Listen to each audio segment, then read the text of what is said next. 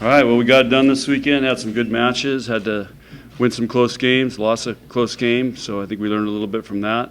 On to this week, got Stanford Wednesday, so we want to try to play the best teams before we head into the Big Ten, and so our team's going to have to go to another level between now and Wednesday of how we've been playing, and that's our challenge this week.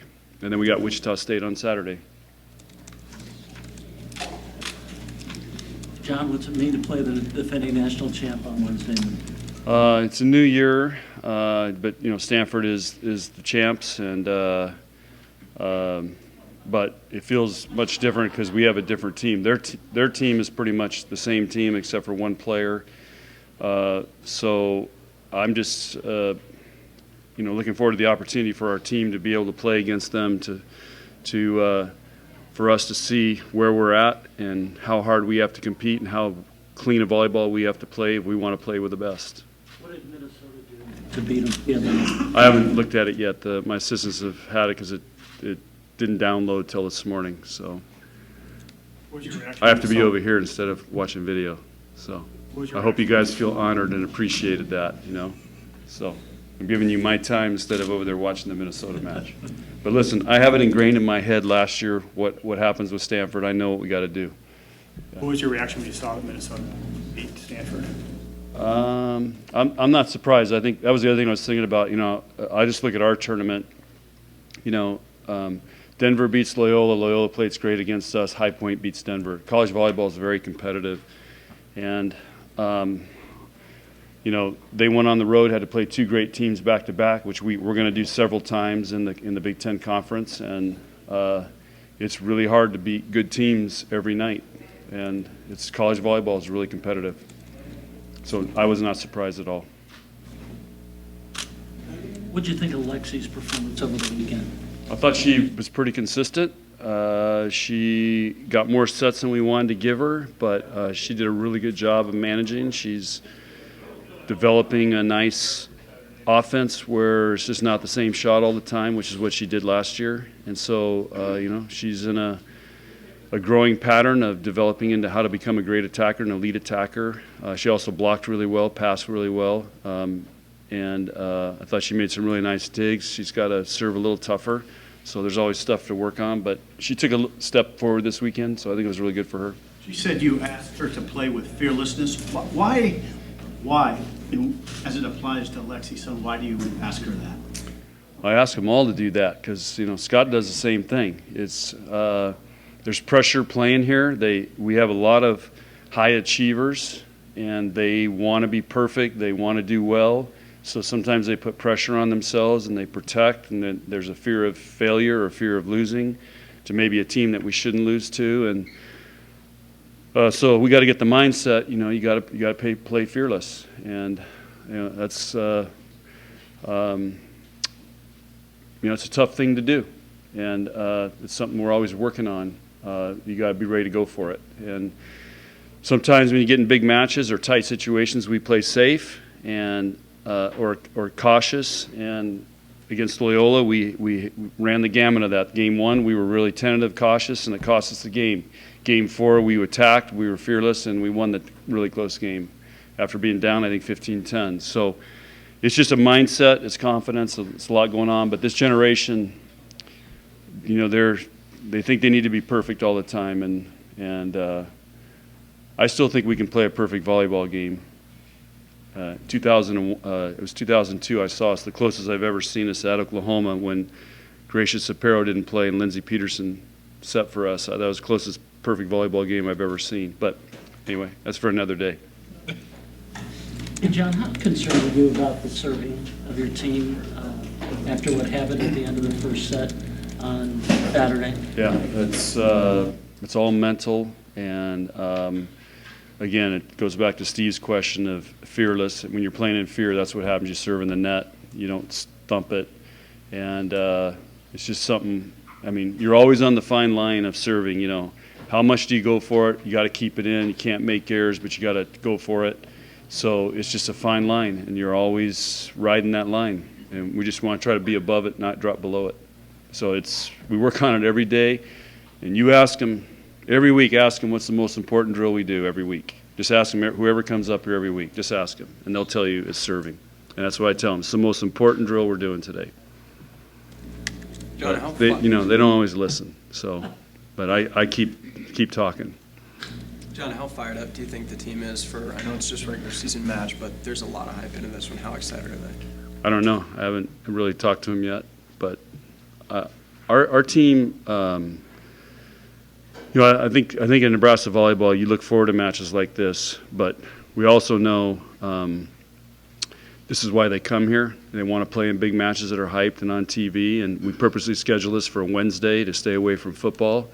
Because until the NCAA moves volleyball to the spring, we still have to keep doing stuff like this. And that's another group that doesn't listen to me. But I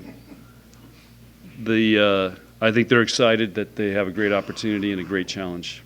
That's why I think our players, that's why they come here. They look forward to those type of matches. John, you're all for promoting college volleyball. How big of a spotlight do you feel like will be placed on Lincoln on Wednesday? Not just for your team, but just sport. I think it's great. I mean, it probably couldn't set up better. Number 1 and 2 teams, although I don't think we've done anything to deserve that ranking yet. But you got the number 1 and 2 teams, the 2 teams that played for the national championship last year. It's here in Devaney. It's going to be in front of a big crowd, TV. So, I mean, this is what we want in college volleyball, and we need to find ways to do more of this. And again, one of our challenges is on a weekend. I mean, they just had a great tournament in Penn State, but I don't even know if it was televised anywhere because there's so much football going on. So the fact that we can do it on a Wednesday night, it really sets it apart from weekend matches. When the poll comes out today, do you welcome the number 1 ranking?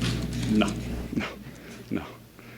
I don't know if we will be. I mean, like I said, we haven't. They've played a couple top 10 teams. I think 3 or 4. We haven't played any, so we haven't proven anything yet. So we've proven we can. We've taken care of business. We beat a couple ranked teams. We beat some very good teams. I was really impressed with how Loyola played, and of course San Diego last week. And so we've beaten some good teams, but now we get a chance to play a top 10 team, and we're going to be playing a lot more as we go down the Big Ten here. John, Nicklin talked about blocking out all the outside, the hype and whatever, saying in the end it's just volleyball. How confident are you that message will carry over to your team and they'll handle it? Very confident, yeah. This will help focus us better than this last weekend. I mean, we got 3 matches, football game going on. It's just those are really hard to stay focused. This will actually help us focus in. Questions? John, how was the process of getting them scheduled? Was that a pretty easy sell for them to come here? Yeah. So there's a little bit of a story to it. So we were in that agreement with Texas, Florida, the Vert Challenge. Well, we got booted out of that. So, and that's another story some other day. But so anyway, Stanford was looking to try to get in a 4-year deal. We were looking to try to get in a 4-year deal with some other teams. So next year we actually got Kentucky, Louisville, Stanford, and us. We'll be in a 4-year deal. But Stanford had an open date, and we had an open date. So we decided we would start it this year. And he's got 2 players that are seniors from Kansas City. So I think that was a draw for him. They're not in school, so they can. I mean, they're going to work out in our weight room today, train today. So for them, this is easy. Now, the challenge for us will be when we got to go there midweek next year. I mean, that's a tough trip. It's the middle of the week. And so anyway, but we're in this 4-year deal. But the thing is, the way we made it is we'll always play this week. We'll always play 1 at home and 1 on the road. So next year we'll go to Stanford, but then I think it's Louisville comes here. The next year Stanford comes here, and then we'll go to Louisville or Kentucky. So we'll always get 1 home match and 1 away match. Just depends if it's a Wednesday or Saturday. Did I go too fast for you guys on that?